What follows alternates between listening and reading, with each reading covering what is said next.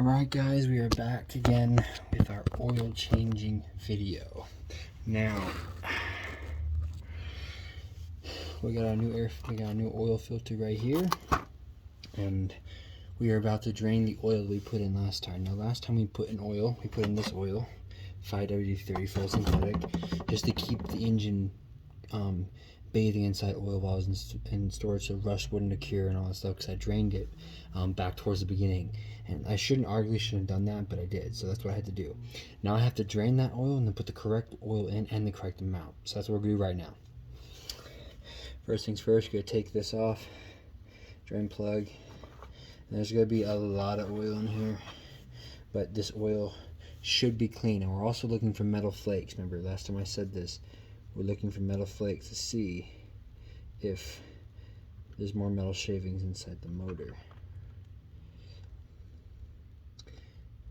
Good news, the oil looks really clean, which means it didn't really pick up too much dirt when it was bathing in there, and there's no metal flakes attached to the cap, so we are good.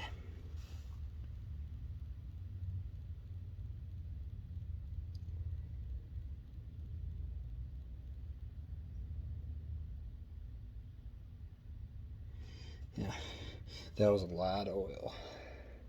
Now, arguably, you could say that realistically, you don't need a special type of oil in a car or oil. You know, obviously, some people would argue that you could get away with just basic oil, right, or any oil to begin with. Well, some motors are just so high efficient that they need certain types of, you know what I'm saying? Like, you need certain amounts of lubrication, and that's what the 5W30 and the full synthetic is. It's just a certain grade of lubricant that certain motors require because they're higher end motors. Now we're not going to really wait for this thing to get super duper drained. We just wanted to get most of that out, and then we'll put this back in. Hopefully, I only have one hand right now. My hand feels okay, like it doesn't hurt, but I can't really grip or do anything with it because it's jacked right now. So while I'm waiting to get my hand back in action, I'm kind of gonna have to do all this one-handed. So obviously not what I wanted since the last video, but you get what you get. Okay, now with that done, take my glove off here, and we'll clean up a little bit. So stay there, guys. I'll be right back.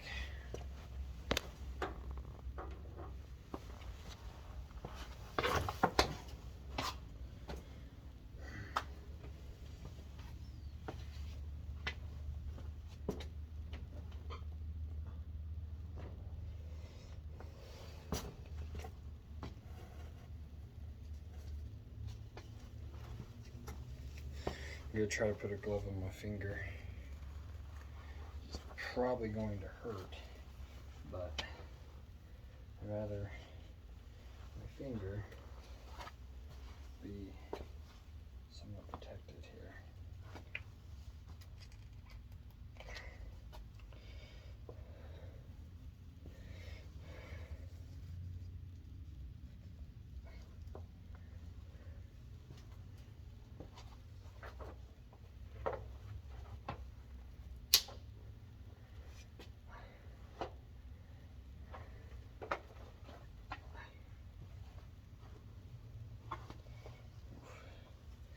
That's going to be hard. One hand it is. We'll have to figure something out here because I do so much. My wife was supposed to help me, but I guess she was tired or wanted to go home. She doesn't have to work tomorrow, so if this ends up taking all night, which with my one hand it probably will. But yeah, it is what it is, guys. It is what it is.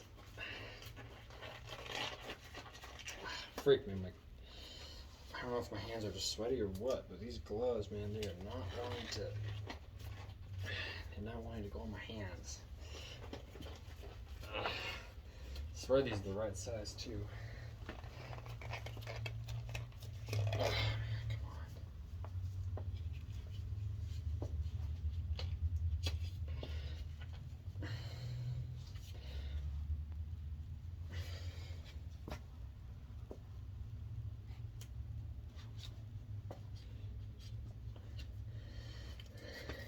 They're a pain to put on, but these black gloves are the bomb.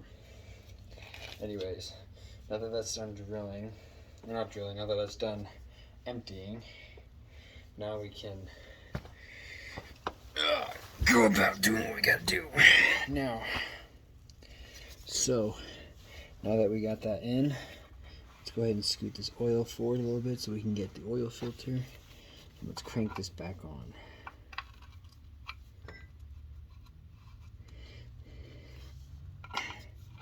Now, there is torque spec for this, but for the time being, we're just going to go until we hear kind of like 2 clicks, like, and then we're going to stop. And make sure there's just no leaking coming off that. I had a clean rag, and, oh, it's right here. Oh, I don't need this right now. So. Anyways. Use that a lot today. Anyways, all right, now we're ready to do the oil. Now, this old filter is jacked, right?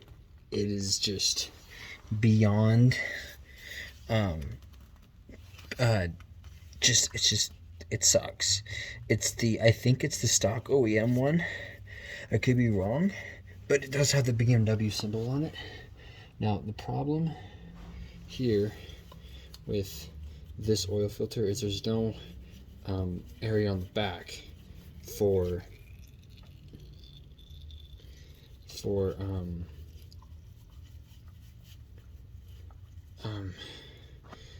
rack here for it, for the thing in the like a wrench or a racket to hook onto to make it easy to get on and off. So it's honestly kind of a bitch, but it is what it is. Now let's put our new aftermarket KN1 on and just make sure it fits. So the new one looks like this. See how that has that on the end right there? Major help. Seal with the plastic, so let's make sure we get all that plastic off. And then it's always a good idea to lubricate the bearing with some old oil or something just to kind of help the seal. So I'm going to rub some old oil in here. I mean, they come pre-lubricated, I think, but just to be safe, you know, maybe even put some on the threads, and we'll be good to go here. Okay, so once that's on, let's see if it fits. Should fit. Confident. My hand's so jacked. Since I don't want this to fall into the thing, we're gonna go ahead and let's put it on the other side so I can use my good hand to screw it on, because my bad hand is not cooperating. Anyways, start screwing it on, and this one does screw on, and it does fit. Nice. Looks nice. Now remember, you don't need the exhaust off, but it makes it easier if you do. I'm gonna wipe that off a little bit, get some of the oil off there. Kind of wipe the oil off that may have dripped down a little bit. This one's for our hands, I don't get that one too dirty, but alright, so that is it.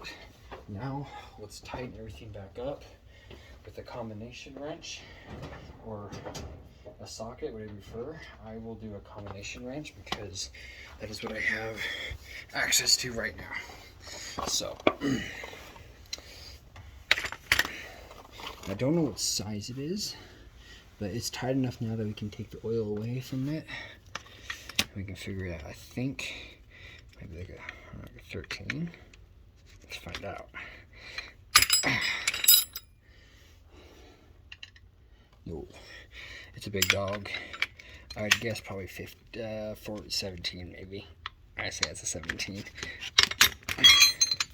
Now this one isn't necessarily torque spec. I mean, there probably is a spec for this, but realistically, what you want it just to be nice and snug. You don't want to crank it because you don't want to strip the metal, but you just want to be nice and snug. Kind of just start turning it until, not until it stops, but when it starts to get really kind of stiff and kind of hard to pull, like right there, that's pretty good. Now try to kind of tap it in the other direction, like the angle is better so you can see. Kind of tap it like that. If it doesn't move, you're probably good to go. Make sure you check around it here, make sure there's nothing leaking, and you're good to go. So yeah, that was a 17. So just so you guys know, it's a K&N aftermarket performance oil filter. That should last a good long time, and it'll be much easier to change next time too. So definitely recommend that one. So there you go, guys. That's how you change your oil filter.